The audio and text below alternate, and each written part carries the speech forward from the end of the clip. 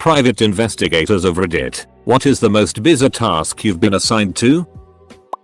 I got hired to follow another investigator who, turns out, was hired to follow me. A couple was divorcing and the wife was sure her husband was sticking random items of hers up his ass. He was hired to follow a woman who claimed she was completely blind, collecting insurance money of course. Spent the day following her around as she drove from store to store in a church van. Someone wanted to know what their cat was up to when they were working. Paid me to tail it. I don't like wasting my time, but the work's not always busy as a pie. Turns out the cat just walks around the streets, licks itself and climbs trees. Finally, a question I can answer. Been a PI for going on a year now, and the strangest case I had was of a woman asking us to find out if her husband was cheating on her. She said there was something off in the house, as if feeling something, and she wanted to know what it was. So she suspected her husband of cheating. So I show up and install nanny cams in her house for the weekend upon her approval and where to place them. She works all weekend and this was the best route. Well, 3 days go by and I collect the footage and come to find out the husband was touching his 8-year-old stepdaughter. After seeing that, I rushed to the courthouse with a copy of the footage and got a court order for the police to go and get him. Did surveillance on a nurse. She was supposedly so disabled that she couldn't work. They suspected she was working. Easiest surveillance I ever did. I arrived. She got in her car 10 minutes later. Followed her, with no complication, to a strip club where she went in and began doing her thing. Club had a posted prohibition on video, so I had to go in and watch her dance so that I could testify that I saw her dancing when it went to court. Over the next few days I followed her to 3 other strip clubs and did the same. That month I turned in the sketchiest expense report of my life. Eventually it went before the WC board. When the judge asked why she was stripping, she just shrugged and said she made twice as much money than when she was nursing. Benefits got yanked. Insurance company was happy, but the company lawyer gave me the nickname Detective Tit Switch. Most regrettably, stuck and spread to all of the other lawyers I dealt with. Worst night of my life, man. I have a story about this. My brother was a PI in the early 90s. He worked for a law firm. I was in my early 20s and so he got me a gig as a process server. He was working a particularly nasty divorce case. Husband was a Jordanian national married to an American woman, one of several wives, who was over being the broodmare in the family and wanted out. Also, she worked for NASA. He was tasked with going into their house, which was in her name. She wasn't living there. She was in an apartment until this was settled, and getting a briefcase with financial information in it. Since I was the process server, I had to go along in case someone was home for whatever reason. We went and waited down the road until everyone left and went in and got the briefcase. No big deal. We take it back to the attorney's office and he calls the lady and says he has it. She gives him the combination, he opens it and it was full of technical plans from Boeing for the Apache helicopter. Attorney says duck. Instantly shuts the briefcase. Tells me and my brother to leave now.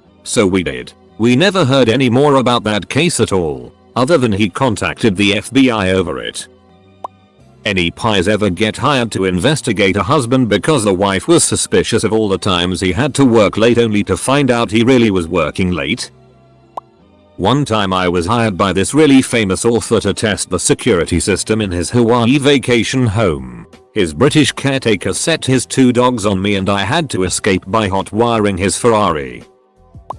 Doing a standard pre-employment background check on a guy. Found that he was found guilty in a sexual harassment case. Didn't have the case details at that point and the guy denied it was him. Pulled more details from the case and confirmed that it was definitely him, and that he was convicted of indecent exposure. The guy finally admitted it was him, but claimed it wasn't as bad as it seemed. Pulled the court transcripts. Turns out he flashed a 12-year-old on the beach and said, "Ever seen one of these before?" He did not get the job. I have a question.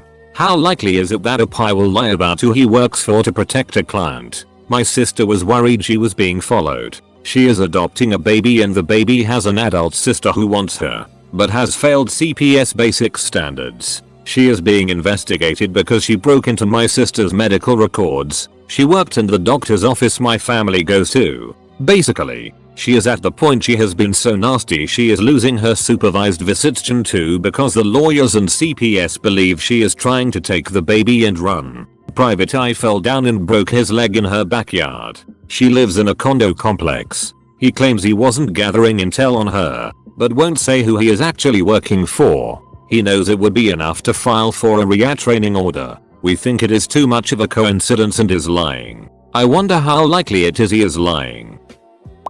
A private investigator came into the bar I was bartending at years ago and showed me 2 pictures. One of a girl in her early 20s that her family was trying to find. The other of a guy in his late 20s that they suspected she had run away with. The guy in the picture had a charge on his debit card from my bar a week earlier, so the investigator came in hoping that I would remember if the girl was with him that night. I did not recognize the girl at all, but I remembered the guy. He had come in with 2 other guys around his age. They got pretty drunk, but all they really did was shoot pool. They didn't cause any problems and they actually tipped me really well. I never heard anything else about the girl, so I don't know if the family eventually found her or if she disappeared for good. I just now remembered that her first name was Katie. I can't remember the guy's name though. It was one of my last cases that I worked on. It was for a child custody paternity case. This case was the one that made me rethink what I was doing, and I got very disturbed by what I was asked to do. This is the case that made me stop being a pie. Our client was denying that the child in question was actually his and was fighting the child support case. He believed that the mother of the child was a serial adulterer. So much so that he spent thousands on the case for us to make sure there was evidence to support his claim. The icing on the cake was when my case manager told me that clients wanted video evidence that the child did not look like him. The client told us that we had to record the child at play. So here I am, beside a playground, in a completely limo-tinted car, videotaping a 9-year-old. I couldn't have felt worse about my life choices. To this day I have never felt like such a creep before. I hated that case and the case manager. 2 weeks later I handed in my resignation.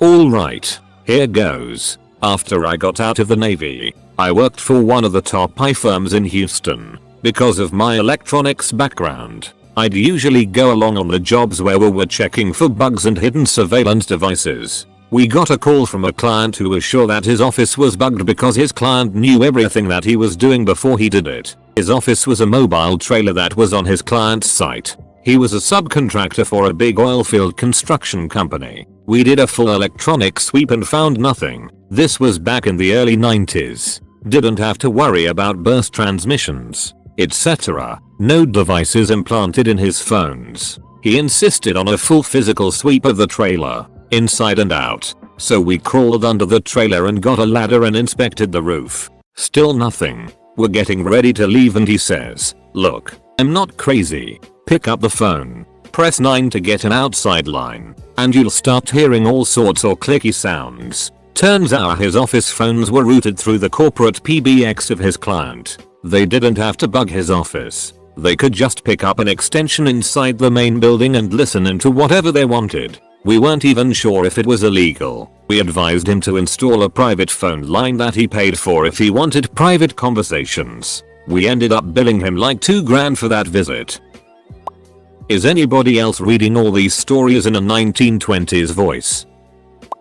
Read that as pizza investigators at least 3 times before realizing it was private. I need to sleep. Some guy assigned me to investigate another private investigator while simultaneously telling that private investigator to investigate me. Absolutely bizarre. Client wanted to know why her dog was getting fat. Turns out the dog was getting fed by almost every stranger it encountered while wandering around outside during the day. A colleague of mine was a pie. He said the majority of his casework isn't tailing people but serving court notices. He told me of a variety of really slimy ways he'd serve people, including disguises, high pressure tactics and weird social engineering. He's out of it now because he'd had too many close calls. Serving divorce papers or notices of being sued where you have no idea of the state of mind of the person you're serving to could get interesting to say the least.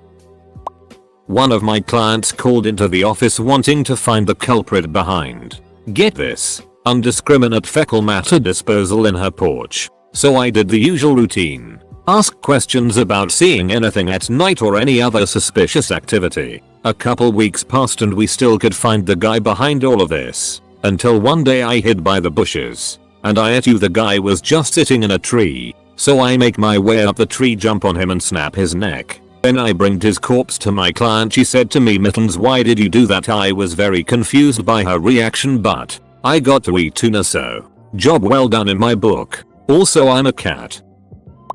I had a case referred to me by an attorney I worked for involving a woman who was convinced that her condo maintenance man was going into her home while she was gone and moving things around. She had bought the condo from him originally. In other words, it was his former condo. I met her to discuss the case and she seemed rational. She was an attractive older woman. The guy would obviously be familiar with the condo layout and would have access. And hell, I've seen weirder things. So we proceeded. She agreed to let me install a hidden camera setup with a motion detector. She was to call me if anything happened to make her think he'd been there. A couple of days go by and she calls. I go by and get the tape. This was before digital recording. And check it out. There's nothing on it but her. I meet her to tell her this and she says, he must have some machine that makes him invisible. He's a space alien. After all, she had not previously mentioned this vital tidbit of information. I told her that that level of technology was beyond my ability to deal with and that we should talk it over with her attorney to determine the best course of action going forward.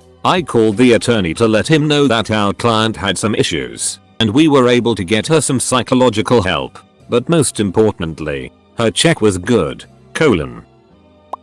I'm curious as to how the spouses don't realize that their husband just dropped $X amount of money. A pie isn't cheap, and usually with an amount that high it would be noticeable.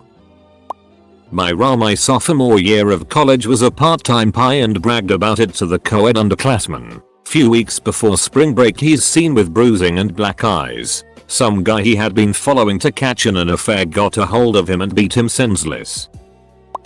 I was asked to help my boss fire another investigator due to his short temper. I was told to arrive at 7:30 because he likes to arrive at 8 o'clock. So like any other day I woke up and started to drive to work through a ducking blizzard and didn't end up getting there till 7:40. Go to my boss and says he already fired the guy. What the duck, man? What if he lashed out and whatnot and I wasn't there? His reply was he didn't, but he wanted me to stick around just in case. So I sat there for 4 hours drinking coffee on double time, which was great until I had to file a 2-page report on me drinking coffee. TLDR, drank coffee for $35 an hour.